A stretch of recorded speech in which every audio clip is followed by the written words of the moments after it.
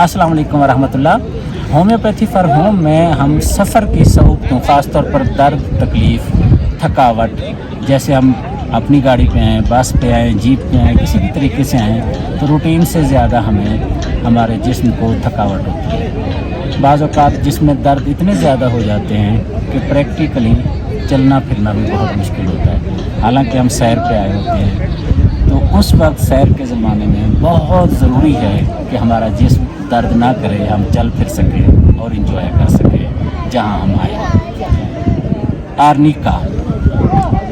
Arnica top most दवा है।